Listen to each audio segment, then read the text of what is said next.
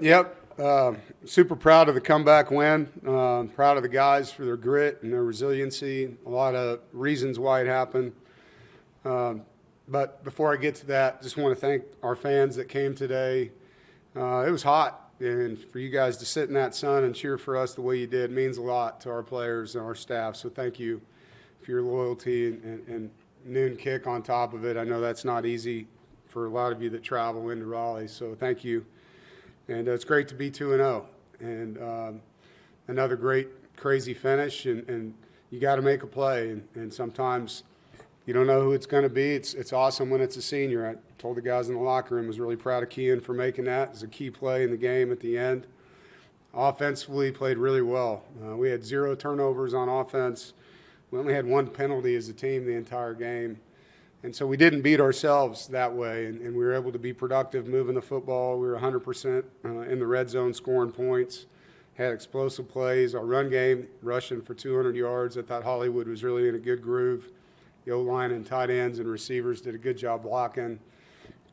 Defensively, it was a much better second half. I thought our first half was pretty bad and gave up 24 points, a lot of untouched runs, uncovered guys. We just didn't play well. And so we got things to work on. I was proud of them in the second half, only gave up 1 score. And offensively, we scored in every possession but 1. Our short yardage offense was tremendous. And the only time we didn't make it was on a pass that we threw. And, you know, probably a play we wish we wouldn't have called, but we were physical, man, and trusted the guys, 4th and 1, 3rd and 1, to go and get it, and they did. And obviously you can see the faith that we have and will to be in there in a situation like that. So it's great to be 2-0, and we don't get much time here to celebrate. We got to play on Thursday, so we're going to put this one to bed pretty quick. JC, go ahead. What was it like to see the offensive line enforce its will in the second half, and the journey that Yusuf has gone through to move into the starting lineup and be a part of that after walking on? Yeah, I think his story is amazing. So 2-part question. Part 1, it was awesome to see us run the football the way we did. I thought Coach Roper and the offensive staff made some adjustments and said, look, let's just hand the ball to number 3 and get downhill. And that first drive of the second half, that's what we did. And the offense did a great job. And being physical, tight ends, running backs, receivers, tailback making plays. But Yusuf's story is, you know, it's one for the books. You know, I mean, he's one of the highest recruited O-linemen in college football coming out of high school, and goes to Florida and has a tragic accident, you know, hit by a semi-truck on a scooter and drug, and lost football for a while and couldn't play. Really had to go through a real intensive recovery process, and then they had a coaching change, and he ends up at another school, and they have a coaching change, and he ends up just saying, I just want to go home, and came here and has worked really hard, and I'm proud of him. It's a great story, and he came in and gave us some really good energy today. He blocks. I mean, he's a physical kid, really strong, one of our stronger O-linemen. So happy for him, proud of him, and it's a great story. You know, not one you see a lot in college football. No, go ahead.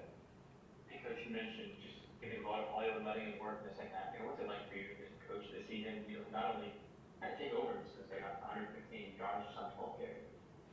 Did you say Hollywood? I couldn't hear you at the beginning. Hollywood. Yeah, no, I mean, it's what we hope for, you know. I mean, he finished the season that way too. You know, the last half of last year, you could see that he was ready. I had a great offseason, great fall camp. He brings energy, holds people accountable. He plays hard as hell. He wants the football. If you don't give it to him, he's not going to complain. He's going to block. He's going to run routes. He doesn't care. He just wants to win. And guys like that tend to make plays. Unselfish, tough guys that work hard. And he's got a lot of talent. So anytime he touches the ball, it's a potential explosive play. Mitchell, go ahead. Hey, Dave, you know, with the ACC wanting you all to play more powerful opponents, and with the MAP not really working for you guys to go to non-conference games, do you anticipate playing more games like this, you know, non-conference against ACC teams, and do you like them? I love it. I mean, I'm all for playing all conference games. Like, to me, it's, you know, we're in the ACC. Let's play each other every week and see who the best team is, you know. But I know I'm not everybody, and everybody has their things that they like. Some of them have SEC rivalry games, and, You know, Notre Dame screws up our scheduling because they get 5 games in our league. But I'd be all in favor of, 17 teams and they figure out a rotation where we play each other all the time.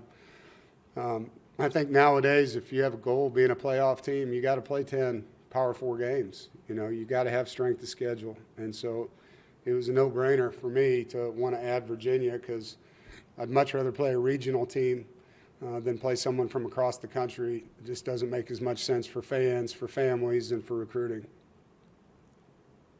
Rob, go ahead.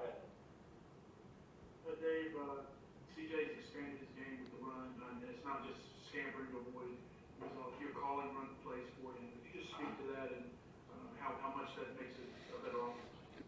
Yeah, I mean, when you can throw the football the way that he can and have the skill around him, but then also make them have to defend his legs, that's tough on defense. It's really hard. And then you're going to add more people in the box when you're worried about quarterback runs. It opens up the things in the air. And so when you can utilize his legs and be smart with it because, you don't want to put more hits on him than you need to.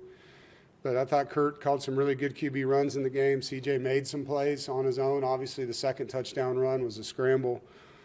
But having that extra element changes how you have to defend us on offense. And so it's great to see his confidence in that. One more. Go ahead. Last one. Yeah, Dave, 2 straight games go right down the wire. You win both those games. What does that say about your team and how can it help you? Yeah, I think it's a team that understands who NC State is. It's grit, This team has grit. It's in our DNA. And we train in chaos, We look forward to tough situations here. We've practiced a lot of this stuff that you're seeing at the end of games. And the guys always revert back to their training. And so they're tough kids. They want to win. They know how to dig deep. And we've trained them well in those situations. And so it's a combination of things along with the identity of our program. It's hard, tough together. And if you're going to be on this football team, you got to have that kind of resiliency in you. So I'm proud of the leadership guys on our team because they're demanding that from each other as well. Thank you, guys. Go Pack.